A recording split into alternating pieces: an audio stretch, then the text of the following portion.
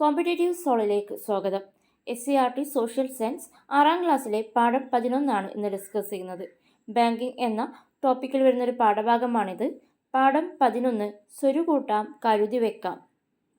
First, എന്താണ് bank? പൊതുജനങ്ങളിൽ നിന്നും പണം നിക്ഷേപമായി സ്വീകരിക്കുകയും ആവശ്യക്കാർക്ക് മാനദണ്ഡങ്ങൾ പാലിച്ച് പണം വായ്പയായി നൽകുകയും ചെയ്യുന്ന ധനകാര്യ സ്ഥാപനങ്ങളാണ് ബാങ്ക് എന്ന് പറയുന്നത്. ധനകാര്യ സ്ഥാപനമാണ് അവിടെ പൊതുജനങ്ങളിൽ നിന്ന് നിക്ഷേപമായിട്ട് പണം സ്വീകരിക്കുകയും അതുപോലെ മാനദണ്ഡങ്ങൾ പാലിച്ച് വായ്പ നൽകുകയും ചെയ്യുന്ന ധനകാര്യ സ്ഥാപനങ്ങളെയാണ് ബാങ്കുകൾ എന്ന് പറയുന്നത്. ബാങ്ക് എന്ന വേർഡ് വരുന്നത് ഇറ്റലിയിലെ ബാങ്ക, ഇറ്റലിയിലെ ഒരു വേർഡാണ് ബാങ്ക. അതുപോലെ തന്നെ ഫ്രഞ്ചിലെ ബാങ്ക് എന്ന ഈ രണ്ട് വാക്കുകളിൽ നിന്നിട്ടാണ് ബാങ്ക് എന്ന പദം വരുന്നത്. ബാങ്ക എന്നതിൻ്റെയൊക്കെ അർത്ഥം വരുന്നത് ബെഞ്ച് എന്നാണ്. ഇന്ത്യയിലെ ബാങ്ക്. ഇന്ത്യയിലെ ആദ്യ ബാങ്ക് ഏതാണ്? 1770 സ്ഥാപിച്ച ബാങ്ക് ഓഫ് ഹിന്ദുസ്ഥാനാണ് ഇന്ത്യയിലെ ആദ്യ ബാങ്ക്. ഇന്ത്യയിലെ ആദ്യ ബാങ്ക് ബാങ്ക് ഓഫ് ഹിന്ദുസ്ഥാൻ 1770 സ്ഥാപിക്കുന്നത്. ഇന്ത്യയിലെ പറഞ്ഞു. എന്നാൽ കേരളത്തിലെ ആദ്യ ബാങ്ക് ഏതാണ്? 1899 അപ്പു നെടുങ്ങാടി സ്ഥാപിച്ച നെടുങ്ങാടി ബാങ്ക് കോഴിക്കോടാണ് സ്ഥാപിക്കുന്നത്. നെടുങ്ങാടി ബാങ്കാണ് കേരളത്തിലെ ആദ്യ ബാങ്ക്. കേരളത്തിലെ ആദ്യ ബാങ്ക് നെടുങ്ങാടി ബാങ്ക് കോഴിക്കോട് 1899 അപ്പു നെടുങ്ങാടിയാണ് ഇത് സ്ഥാപിക്കുന്നത്. ദെൻ ഇന്ത്യയുടെ ബാങ്ക് എന്നറിയപ്പെടുന്ന reserve bank of India. Reserve bank of India സ്ഥാപിക്കുന്നത് 1935. ഇന്ത്യയുടെ കേന്ദ്ര ബാങ്ക് എന്നറിയപ്പെടുന്നത് റിസർവ് ബാങ്ക് ഓഫ് ഇന്ത്യയാണ്. റിസർവ് ബാങ്ക് ഓഫ് ഇന്ത്യയുടെ ആസ്ഥാനമാണ് മുംബൈ. റിസർവ് ബാങ്ക് ഓഫ് ഇന്ത്യയുടെ ചിഹ്നം അല്ലെങ്കിൽ എംബ്ലം അറിഞ്ഞിരിക്കണം. ഇവയിൽ വരുന്ന രണ്ട് വസ്തുക്കളാണ് കടുവ. നമ്മൾ ശ്രദ്ധിക്കുക, റിസർവ് ബാങ്ക് ഓഫ് ഇന്ത്യ എന്ന് എഴുതി വെച്ചിട്ടുണ്ട്. അതുപോലെ തന്നെ കടുവയുടെയും എണ്ണപ്പനയുടെയും ചിത്രം എംബ്ലത്തിൽ വരുന്നുണ്ട്. റിസർവ് ബാങ്ക് ഓഫ് ഇന്ത്യ 1935 സ്ഥാപിക്കുന്നത്. ഇന്ത്യയുടെ കേന്ദ്ര ബാങ്ക് എന്നറിയപ്പെടുന്നു. ആസ്ഥാനമായിട്ട് വരുന്നത് മുംബൈ ആണ്. എംബ്ലത്തിൽ വരുന്ന രണ്ട് ചിത്രങ്ങളാണ് കടുവയുടെയും എണ്ണപ്പനയുടെയും ചിത്രങ്ങൾ. റിസർവ് ബാങ്കിൻ്റെ ധർമ്മങ്ങൾ, അതായത് functions of reserve bank. ₹1 note ഒഴികെയുള്ള എല്ലാ കറൻസി നോട്ടുകളും അച്ചടിച്ചിറക്കുന്നത് റിസർവ് ബാങ്കാണ്. ₹1 ഒഴികെയുള്ള ബാക്കി എല്ലാ കറൻസി നോട്ടുകളും അച്ചടിക്കുന്നത് റിസർവ് ബാങ്കിലാണ്. വായ്പ നിയന്ത്രിക്കുന്നു. വായ്പയുടെ മാനദണ്ഡങ്ങൾ തീരുമാനിക്കുന്നത് ആരാണ്? റിസർവ് ബാങ്കാണ്. ബാങ്കുകളുടെ ബാങ്ക് എന്നറിയപ്പെടുന്നത് റിസർവ് ബാങ്കാണ്. ഗവൺമെൻറ്റിൻ്റെ ബാങ്കായി പ്രവർത്തിക്കുന്നതും റിസർവ് ബാങ്കാണ്. അപ്പോൾ റിസർവ് ബാങ്കിൻ്റെ ധർമ്മങ്ങൾ ₹1 നോട്ടൊഴികെയുള്ള എല്ലാ കറൻസി നോട്ടുകളും അച്ചടിച്ചിറക്കുന്നു, വായ്പ നിയന്ത്രിക്കുന്നു, ബാങ്കുകളുടെ ബാങ്ക് എന്നറിയപ്പെടുന്നു, ഗവൺമെൻറ്റിൻ്റെ ബാങ്കായി പ്രവർത്തിക്കുന്നു. ഇന്ത്യയിലെ പ്രധാന നോട്ട് അച്ചടി കേന്ദ്രങ്ങളാണ് നാസിക്, ദേവാസ്, മൈസൂർ, സാൽബോണി. ഈ 4 സ്ഥലങ്ങളിലാണ് നോട്ട് അച്ചടി കേന്ദ്രങ്ങളുള്ളത്. നാസിക്, ദേവാസ്, മൈസൂർ, സാൽബോണി. ₹1 അച്ചടിക്കുന്നത് എവിടെയാണ്? ധനകാര്യ മന്ത്രാലയമാണ് ₹1 അച്ചടിക്കുന്നത്.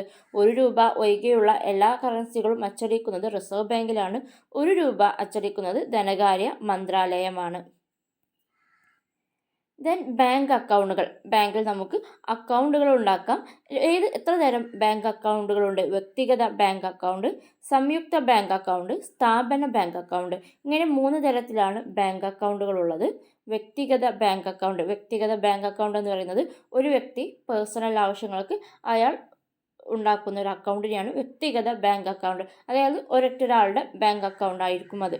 സംയുക്ത ബാങ്ക് അക്കൗണ്ട് എന്ന് പറയുമ്പോൾ 2 പേരോ അല്ലെങ്കിൽ അതിൽ കൂടുതൽ ആളുകളോ ചേർന്നിട്ട് ഒരുമിച്ചുണ്ടാക്കുന്ന അക്കൗണ്ട്. ആ അക്കൗണ്ടിൽ എന്താണ്, ഇപ്പോൾ 2 പേര് ഒരു അക്കൗണ്ട് ഉണ്ടാക്കിയാൽ ആ 2 പേർക്കും അതിൽ നിക്ഷേപം അതുപോലെ അതിൽ നിന്ന് പണം എടുക്കാനും എല്ലാം സാധിക്കുന്ന അക്കൗണ്ടാണ് സംയുക്ത ബാങ്ക് അക്കൗണ്ട്. അതായത് ഒന്നിൽ കൂടുതൽ ആളുകൾ ഉണ്ടായിരിക്കുന്ന അക്കൗണ്ടാണിത്. ദെൻ സ്ഥാപന ബാങ്ക് അക്കൗണ്ട്. ഒരു ബിസിനസ് ആവശ്യങ്ങൾക്കും മറ്റു ആവശ്യങ്ങൾക്കുമായിട്ട് അല്ലെങ്കിൽ ഒരു സ്കൂളിൻ്റെ ഒക്കെ ആയിട്ടുള്ള അക്കൗണ്ടിനെയാണ് സ്ഥാപന ബാങ്ക് അക്കൗണ്ട്. സ്ഥാപന മേധാവിയായിരിക്കും ഇതിനെ കൈകാര്യം ചെയ്യുന്നത്. അപ്പോൾ ബാങ്ക് അക്കൗണ്ടുകൾ 3 തരത്തിലാണ്: വ്യക്തിഗത ബാങ്ക് അക്കൗണ്ട്, സംയുക്ത ബാങ്ക് അക്കൗണ്ട്, സ്ഥാപന ബാങ്ക് അക്കൗണ്ട്. ദെൻ നിക്ഷേപങ്ങൾ. പണം നിക്ഷേപിക്കാൻ കഴിയുന്ന ഒരു ധനകാര്യ സ്ഥാപനമാണ് ബാങ്ക്. ഏതൊക്കെ തരത്തിൽ നമുക്ക് പണം നിക്ഷേപിക്കാം? സമ്പാദ്യ നിക്ഷേപങ്ങൾ, പ്രചലിത നിക്ഷേപങ്ങൾ, സ്ഥിര നിക്ഷേപങ്ങൾ, ആവർത്തിത നിക്ഷേപങ്ങൾ. 4 തരത്തിലാണ് നമുക്ക് പണം നിക്ഷേപിക്കാൻ കഴിയുന്നത്. സമ്പാദ്യ നിക്ഷേപങ്ങൾ അതായത് സേവിങ്സ് ഡെപ്പോസിറ്റ്, ദെൻ പ്രചലിത നിക്ഷേപങ്ങൾ കറൻറ്റ് ഡെപ്പോസിറ്റ്, സ്ഥിര നിക്ഷേപങ്ങൾ ഫിക്സഡ് ഡെപ്പോസിറ്റ്, ആവർത്തിത നിക്ഷേപങ്ങൾ റെക്കറിംഗ് ഡെപ്പോസിറ്റ്. ഫസ്റ്റ് സമ്പാദ്യ നിക്ഷേപങ്ങൾ സേവിങ്സ് ഡെപ്പോസിറ്റ്.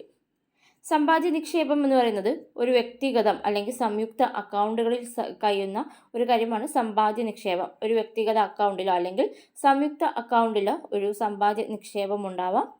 കുറഞ്ഞ നിരക്കിലാണ് ഈ സമ്പാദ്യ നിക്ഷേപത്തിന് പലിശ ലഭിക്കുന്നത്. എത്ര തവണ വേണമെങ്കിലും നിക്ഷേപിക്കാം. പണം പിൻവലിക്കാൻ നിയന്ത്രണങ്ങൾ ഉണ്ട്. നമ്മൾ സാധാരണയായിട്ട് ഉണ്ടാക്കുന്ന അക്കൗണ്ടിൽ നിക്ഷേപിക്കുന്നതിനെയാണ് സമ്പാദ്യ നിക്ഷേപം അല്ലെങ്കിൽ സേവിങ്സ് ഡെപ്പോസിറ്റ് എന്ന് പറയുന്നത്.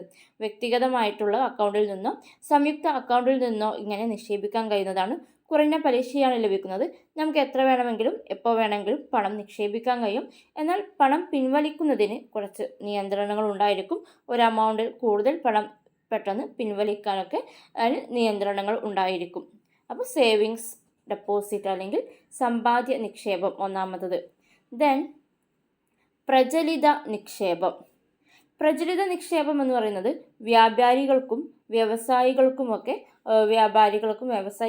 വേണ്ടിയിട്ടുള്ളതാണ് പ്രചലിത നിക്ഷേപം എന്ന് പറയുന്നത്. എന്നാൽ എത്ര ഇടപാടുകൾ വേണമെങ്കിലും നടത്താം. നിക്ഷേപിക്കാനോ പിൻവലിക്കാനോ നിയന്ത്രണങ്ങളില്ല. ഇതിൽ പലിശ ഉണ്ടായിരിക്കില്ല. പലിശ ഉണ്ടായിരിക്കില്ല. അപ്പോൾ പ്രചലിത നിക്ഷേപം വ്യവസായികളും വ്യാപാരികളും അവർ കടകളിലൊക്കെ വെക്കുന്ന ഈ QR കോഡ്, ഈ അക്കൗണ്ട് നിക്ഷേപങ്ങളൊക്കെ എങ്ങനെയായിരിക്കും? പ്രചലിത നിക്ഷേപമായിരിക്കും. വ്യാപാരികൾക്കും വ്യവസായികൾക്കുമാണ് ഇത് ഉള്ളത്. എത്ര ഇടപാടുകൾ വേണമെങ്കിലും ഇത് നടത്താം. നമുക്ക് എത്ര പണം വേണമെങ്കിലും നിക്ഷേപിക്കാം. എത്ര പണം വേണമെങ്കിലും നിയന്ത്രണങ്ങളില്ലാതെ പിൻവലിക്കാനും കഴിയുന്ന നിക്ഷേപമാണ് പ്രചലിത നിക്ഷേപം. ഇതിന് പലിശ ഉണ്ടായിരിക്കില്ല. ദെൻ സ്ഥിര നിക്ഷേപം ഫിക്സഡ് ഡെപ്പോസിറ്റ്. ഒറ്റ തവണ മാത്രമാണ് നിക്ഷേപം കഴിയുന്നത്. സ്ഥിര നിക്ഷേപം ഒറ്റത്തവണ മാത്രം നിക്ഷേപം, നിശ്ചിത കാലയളവിന് ശേഷം പിൻവലിക്കാം, കൂടുതൽ പലിശ നൽകുന്നു. അപ്പോൾ സ്ഥിര നിക്ഷേപം ഫിക്സഡ് ഡെപ്പോസിറ്റ് എന്ന് പറയുമ്പോൾ നമ്മൾ കുറച്ച് പണം ലഭിച്ചാൽ അത് സേവ് ചെയ്ത് വെക്കാൻ വേണ്ടിയിട്ടുള്ളൊരു നിക്ഷേപമായിട്ടാണ് ഇതിനെ കാണുന്നത്. സ്ഥിര നിക്ഷേപം ഒറ്റത്തവണ ഒരു എമൗണ്ട് നമ്മൾ നിക്ഷേപിക്കുന്നു. അപ്പോൾ ആ നിക്ഷേപിക്കുമ്പോൾ തന്നെ ഒരു നിശ്ചിത കാലയളവും കണ്ടെത്തുന്നു. ആ നിശ്ചിത കാലയളവിന് ശേഷം മാത്രമാണ് ആ പണം പിൻവലിക്കാൻ കഴിയുന്നത്. കൂടുതൽ പലിശ ഈ ഒരു നിക്ഷേപത്തിന് ലഭിക്കുന്നുണ്ട്. ദെൻ ആവർത്തിത നിക്ഷേപം. 4ാമത്തെ തരത്തിലുള്ള നിക്ഷേപമാണ് ആവർത്തിത നിക്ഷേപം റെക്കറിംഗ് ഡെപ്പോസിറ്റ്. പ്രത്യേക കാലയളവിലേക്ക് നിശ്ചിത തുക കൃത്യമായ ഇടവേളകളിൽ നിക്ഷേപിക്കുന്നു. നമ്മളൊരു കൃത്യമായിട്ടൊരു സേവിങ്സിൻ്റെ ഒരു ശീലത്തിന് വേണ്ടിയിട്ടാണ് ആവർത്തിത നിക്ഷേപം ഉണ്ടാക്കുന്നത്. ഒരു മാസത്തിൽ ഇത്ര എമൗണ്ട് നമ്മൾ ഈ അക്കൗണ്ടിലേക്ക് നിക്ഷേപിക്കും. പ്രത്യേക കാലയളവിലേക്ക് ഒരു 2 വർഷത്തേക്കോ അല്ലെങ്കിൽ കുറച്ച് കൂടുതൽ വർഷത്തേക്കോ നിശ്ചിത തുക ഒരു മാസത്തിൽ അല്ലെങ്കിൽ ഒരു വർഷത്തിൽ അല്ലെങ്കിൽ പെർ ഡേ ഒരു കൃത്യമായിട്ടുള്ളൊരു തുക നിക്ഷേപിക്കുന്ന രീതിയാണ് ആവർത്തിത നിക്ഷേപം. കാലാവധി പൂർത്തിയായാൽ മാത്രമേ നമ്മൾ 2 വർഷമാണ് കരുതിയിരുന്നെങ്കിൽ 2 വർഷം കഴിഞ്ഞ ശേഷം മാത്രമേ അത് പിൻവലിക്കാൻ കഴിയൂ. സമ്പാദ്യ നിക്ഷേപത്തേക്കാൾ പലിശ ലഭിക്കുന്നു. അതായത് സമ്പാദ്യ നിക്ഷേപം എന്ന് പറഞ്ഞാൽ സേവിങ് ഡെപ്പോസിറ്റിലേക്കാൾ പലിശ ഇതിന് ലഭിക്കുന്നുണ്ട്. ആവർത്തിത നിക്ഷേപം പ്രത്യേക കാലയളവിലേക്ക് നിശ്ചിത തുക കൃത്യമായ ഇടവേളകളിൽ നിക്ഷേപിക്കുന്നതിനെയാണ് ആവർത്തിത നിക്ഷേപം എന്ന് പറയുന്നത്. കാലാവധി പൂർത്തിയായാൽ മാത്രമേ പിൻവലിക്കാൻ കഴിയൂ. സമ്പാദ്യ നിക്ഷേപത്തേക്കാൾ പലിശ ലഭിക്കുന്നു. അപ്പോൾ 4 തരം നിക്ഷേപങ്ങളാണ് പറയുന്നത്. ഇതിനെ 4 ഒന്ന് റിവൈസ് ചെയ്യാം. നിക്ഷേപങ്ങൾ സമ്പാദ്യ നിക്ഷേപം, പ്രചലിത നിക്ഷേപം, സ്ഥിര നിക്ഷേപം, ആവർത്തിത നിക്ഷേപം. കാലയളവ് പറയുമ്പോൾ സമ്പാദ്യ നിക്ഷേപത്തിന് കാലയളവ് ബാധകമല്ല, പ്രചലിത നിക്ഷേപത്തിനും ബാധകമല്ല. എന്നാൽ സ്ഥിര നിക്ഷേപത്തിനും ആവർത്തിത നിക്ഷേപത്തിനും കാലയളവ് ബാധകമാണ്. ദെൻ പലിശ നിരക്ക്. സമ്പാദ്യ നിക്ഷേപത്തിന് കുറഞ്ഞ നിരക്കിൽ പലിശ ലഭിക്കുന്നുണ്ട്. പ്രചലിത നിക്ഷേപത്തിന് പലിശ ഇല്ല. സ്ഥിര നിക്ഷേപത്തിനും ആവർത്തിത നിക്ഷേപത്തിനും ഉയർന്ന പലിശ ലഭിക്കുന്നു. ദെൻ പിൻവലിക്കൽ. സമ്പാദ്യ നിക്ഷേപത്തിന് പിൻവലിക്കാൻ നിയന്ത്രണങ്ങളുണ്ട്. പ്രചലിത നിക്ഷേപത്തിന് നിയന്ത്രണങ്ങളില്ല. സ്ഥിര നിക്ഷേപത്തിന് കാലാവധിക്ക് ശേഷം മാത്രമാണ് പിൻവലിക്കാൻ കഴിയുന്നത്. ആവർത്തിത നിക്ഷേപത്തിനും കാലാവധിക്ക് ശേഷം മാത്രമാണ് പിൻവലിക്കാൻ കഴിയുക. ദെൻ സഞ്ചയിക. ദേശീയ സമ്പാദ്യ പദ്ധതിയുടെ കീഴിലുള്ള ഒരു കേന്ദ്ര സർക്കാർ പദ്ധതിയാണ് സഞ്ചയിക. അതായത് കുട്ടികൾക്ക് വേണ്ടിയിട്ട് സ്റ്റുഡൻസ് സേവിങ്സ് സ്കീമായിട്ടാണ് ഇത് വരുന്നത്. കുട്ടികൾക്ക് ഒരു ചെറിയ ചില്ലറ തുണ്ടുകൾ അവർ സേവിങ്സ് ആയിട്ട് കൊണ്ടുവരുന്നതിനെയാണ് സഞ്ചയിക എന്ന് പറയുന്നത്. 1970 ഈ ഒരു പദ്ധതി കൊണ്ടുവരുന്നത്. സ്റ്റുഡൻസ് സേവിങ്സ് സ്കീം എന്ന് അറിയപ്പെടുന്നു. ദേശീയ സമ്പാദ്യ പദ്ധതിയുടെ കീഴിലുള്ള കേന്ദ്ര സർക്കാർ പദ്ധതിയാണ് 1970 കൊണ്ടുവരുന്നത്. സ്റ്റുഡൻസ് സേവിങ്സ് സ്കീം എന്നറിയപ്പെടുന്നു. ദെൻ പലതരം ബാങ്കുകളുണ്ട്. വിവിധ തരം ബാങ്കുകൾ ഏതൊക്കെയാണ്? വാണിജ്യ ബാങ്കുകൾ, സഹകരണ ബാങ്കുകൾ, വികസന ബാങ്കുകൾ. അപ്പോൾ വിവിധ തരം ബാങ്കുകളാണ് വാണിജ്യ ബാങ്കുകൾ, സഹകരണ ബാങ്കുകൾ, വികസന ബാങ്കുകൾ. എന്താണ് വാണിജ്യ ബാങ്കുകൾ? ഏറ്റവും പഴക്കം ചെന്നതും ധാരാളം ശാഖകളുള്ളതുമായ ബാങ്കിംഗ് സംവിധാനമാണ് വാണിജ്യ ബാങ്കുകൾ. ഏറ്റവും ആദ്യമായിട്ടൊക്കെ ഉണ്ടായിരുന്നത് വാണിജ്യ ബാങ്കുകളായിരുന്നു. ഏറ്റവും പഴക്കം ചെന്നതും ധാരാളം ശാഖകളുള്ളതുമായ ബാങ്കാണ് വാണിജ്യ ബാങ്കുകൾ. ഇത് സാധാരണയായിട്ട് നമ്മൾ എല്ലാ കാര്യങ്ങൾക്കും പോകുന്ന ബാങ്കുകളെയാണ് വാണിജ്യ ബാങ്കുകൾ എന്ന് പറയുന്നത്. ഇവിടെ നിക്ഷേപം, അതുപോലെ വായ്പ, ലോക്കർ, ക്രെഡിറ്റ് കാർഡ്, ലോണ്, ഇങ്ങനെ എല്ലാ കാര്യങ്ങളും സാധാരണയായിട്ട് ചെയ്യുന്ന എല്ലാ കാര്യങ്ങൾക്കും വാണിജ്യ ബാങ്കുകൾ ചെയ്യുന്നുണ്ട്. പൊതുമേഖല ഈ വാണിജ്യ ബാങ്കുകളിൽ പൊതുമേഖലാ ബാങ്കുകളുണ്ട്, സ്വകാര്യ മേഖലാ ബാങ്കുകളുമുണ്ട്. അതായത് പ്രൈവറ്റായിട്ടും പബ്ലിക്കായിട്ടും ബാങ്കുകൾ വാണിജ്യ ബാങ്കുകളിൽ വരുന്നുണ്ട്. അപ്പോൾ പൊതുമേഖലാ ബാങ്കുകൾ എന്ന് പറയുന്നത് എന്താണ്? സർക്കാർ ഉടമസ്ഥതയിലാണ് പൊതുമേഖലാ ബാങ്കുകൾ വരുന്നത്. ഉദാഹരണത്തിന് യൂണിയൻ ബാങ്ക്, കാനറ ബാങ്കൊക്കെ പൊതുമേഖലാ ബാങ്കുകളാണ്. ഏറ്റവും വലിയ പൊതുമേഖലാ വാണിജ്യ ബാങ്കാണ് സ്റ്റേറ്റ് ബാങ്ക് ഓഫ് ഇന്ത്യ. ഏറ്റവും വലിയ പൊതുമേഖലാ വാണിജ്യ ബാങ്കാണ് state bank of India. Then സ്വകാര്യ മേഖലാ ബാങ്കുകൾ അറിയുമ്പോൾ സ്വകാര്യ ഉടമസ്ഥതയിൽ വരുന്ന ബാങ്കുകളെയാണ് സ്വകാര്യ മേഖലാ ബാങ്കുകൾ എന്ന് പറയുന്നത്. റിസർവ് ബാങ്കിൻ്റെ നിയന്ത്രണങ്ങൾക്ക് ഉദാഹരണത്തിന് south Indian bank, federal bank. അപ്പോൾ വാണിജ്യ ബാങ്കുകളാണ് ഡിസ്കസ് ചെയ്തത്. ഏറ്റവും പഴക്കം ചെന്നതും ധാരാളം ശാഖകളുള്ളതുമായ ബാങ്കാണ് വാണിജ്യ ബാങ്കുകൾ. നിക്ഷേപം, വായ്പ, ലോക്കർ, ക്രെഡിറ്റ് കാർഡ്, സാധാരണയായിട്ടുള്ള ബാങ്കിങ് സംവിധാനങ്ങളെല്ലാം വാണിജ്യ ബാങ്കുകളിലുണ്ട്. പൊതുമേഖലാ ബാങ്കുകളെന്നും സ്വകാര്യ ബാങ്കുകളെന്നും ഇങ്ങനെ രണ്ടായിട്ട് തിരിക്കാം വാണിജ്യ ബാങ്കുകളെ. പൊതുമേഖലാ ബാങ്കുകൾ എന്ന് പറയുന്നത് സർക്കാർ ഉടമസ്ഥതയിൽ വരുന്നതാണ്. യൂണിയൻ ബാങ്ക്, കാനറ ബാങ്കൊക്കെ പൊതുമേഖലാ ബാങ്കുകളാണ്.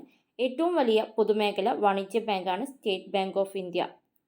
ദെൻ സ്വകാര്യ മേഖലാ ബാങ്കുകൾ സ്വകാര്യ ഉടമസ്ഥതയിൽ വരുന്നതാണ്. റിസർവ് ബാങ്കിൻ്റെ നിയന്ത്രണങ്ങൾക്ക് വിധേയമാണ്. ഇത് സ്വകാര്യ ഉടമസ്ഥതയിലാണെങ്കിലും റിസർവ് ബാങ്കിൻ്റെ എല്ലാ നിയന്ത്രണങ്ങൾക്കും വിധേയമായിട്ടാണ് ഈ ബാങ്കിങ് സംവിധാനവും വരുന്നത്. സ്വകാര്യ മേഖലാ ബാങ്കുകൾക്ക് ഉദാഹരണമാണ് south Indian bank, federal bank. Then മറ്റൊരു രീതിക്കുള്ള ബാങ്കാണ് സഹകരണ ബാങ്കുകൾ. കർഷകർക്കും കൈത്തൊഴിലുകാർക്കും ചെറുകിട വ്യവസായികർക്കും കുറഞ്ഞ പലിശ നിരക്കിൽ വായ്പകൾ ലഭ്യമാക്കുക എന്ന ലക്ഷ്യത്തോടെ തുടങ്ങിയ ബാങ്കുകളാണ് സഹകരണ ബാങ്കുകൾ. ഉദാഹരണമാണ് കേരള ബാങ്ക്, റൂറൽ ബാങ്ക്. ഗ്രാമീണ മേഖലയിലുള്ള സഹകരണ ബാങ്കുകളാണ് റൂറൽ ബാങ്ക്. നഗരപ്രദേശത്താണെങ്കിൽ അർബൻ ബാങ്ക്. കേരള ബാങ്ക് എന്ന് പറയുന്നത് Kerala state cooperative banking limited എന്നാണ് ശരിയായ പേര്. ആസ്ഥാനം വരുന്നത് തിരുവനന്തപുരമാണ്. സംസ്ഥാന സഹകരണ ബാങ്കും ജില്ലാ സഹകരണ ബാങ്കും സംയോജിച്ച് രൂപപ്പെട്ടതാണ് കേരള ബാങ്ക്. അപ്പോൾ സഹകരണ ബാങ്കുകൾ എന്ന് പറയുന്നത് കർഷകർക്ക്, കൈത്തൊഴിലുകാർക്കും ചെറുകിട വ്യവസായികൾക്കും കുറഞ്ഞ പലിശ നിരക്കിൽ വായ്പകൾ ലഭ്യമാക്കുക എന്ന ലക്ഷ്യത്തോടെ തുടങ്ങിയ ബാങ്കുകളാണ് സഹകരണ ബാങ്കുകൾ. കർഷകർക്ക് അതുപോലെ ചെറിയ വ്യവസായികൾക്കൊക്കെ വേണ്ടിയിട്ട് ചെറിയ പലിശ നിരക്കിൽ അവരെ പ്രോത്സാഹിപ്പിക്കുന്നതിന് വേണ്ടിയിട്ടുള്ള ബാങ്കുകളാണ് സഹകരണ ബാങ്കുകൾ. ഇതിന് ഉദാഹരണമായിട്ട് വരുന്നതാണ് കേരള ബാങ്ക്, ഗ്രാമീണ മേഖലയിലുള്ള റൂറൽ ബാങ്ക്, നഗരപ്രദേശത്തുള്ള അർബൻ ബാങ്കുകൾ. കേരള ബാങ്ക് എന്ന് പറയുന്നത് Kerala state cooperative bank limited എന്നാണ് ഇതിൻ്റെ ശരിയായ പേര്. തിരുവനന്തപുരമാണ് കേരള ബാങ്കിൻ്റെ ആസ്ഥാനം. സംസ്ഥാന സഹകരണ ബാങ്കും ജില്ലാ സഹകരണ ബാങ്കുകളും സംയോജിച്ചിട്ട് രൂപപ്പെട്ടതാണ് കേരള ബാങ്ക്. ദെൻ മറ്റൊരു തരത്തിലുള്ള ബാങ്കാണ് വികസന ബാങ്കുകൾ. വ്യവസായ, വാണിജ്യ, കാർഷിക മേഖലയിൽ ദീർഘകാല വായ്പ നൽകുന്നതാണ് വികസന ബാങ്കുകൾ. ദീർഘകാല വായ്പ നൽകുന്നു. ഇവിടെ വ്യവസായ, വാണിജ്യ, കാർഷിക മേഖലയിൽ ദീർഘകാല വായ്പ നൽകുന്നതാണ് വികസന ബാങ്കുകൾ. ഉദാഹരണമാണ് IFCI. മറ്റ് ഉയർന്ന തലത്തിലുള്ള വ്യവസായങ്ങൾക്കും വാണിജ്യങ്ങൾക്കുമാണ് വികസന ബാങ്കുകളുള്ളത്.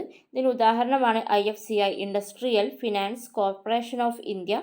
അതുപോലെ നാബാർഡ്, ദേശീയ കാർഷിക ഗ്രാമ വികസന ബാങ്ക്. കുറച്ച് സഹകരണ ബാങ്കിൽ ചെറുകിടമായിട്ടുള്ള കാർഷികവും വ്യവസായങ്ങൾക്കുമാണ് നൽകുന്നതെങ്കിൽ മറ്റു കുറച്ചുകൂടി ഉയർന്ന തലത്തിലുള്ള വ്യവസായ വാണിജ്യ കാർഷിക മേഖലയിലുള്ള ദീർഘകാല വായ്പ നൽകുന്നതാണ് വികസന ബാങ്കുകൾ. ഉദാഹരണമാണ് IFCIയും നബാർഡും. IFCI എന്ന് പറയുന്നത് industrial finance corporation of India, NABARD ദേശീയ കാർഷിക ഗ്രാമ വികസന ബാങ്ക്. ദെൻ ATMൻ്റെ ഫുൾ ഫോം നമുക്കറിയാം, ഓട്ടോമാറ്റിക് ടെല്ലർ മെഷീൻ. ടെല്ലറാണ് ATM, automatic teller machine. CPM എന്ന് പറയുന്നത് ക്യാഷ് CDM ആണ്, ക്യാഷ് ഡെപ്പോസിറ്റ് മെഷീൻ. CDM എന്ന് പറയുന്നത് ക്യാഷ് ഡെപ്പോസിറ്റ് മെഷീൻ. UPI എന്ന് പറയുന്നത് ഇതിൻ്റെ ഫുൾ ഫോമാണ് unified payments interface. QR code quick response code.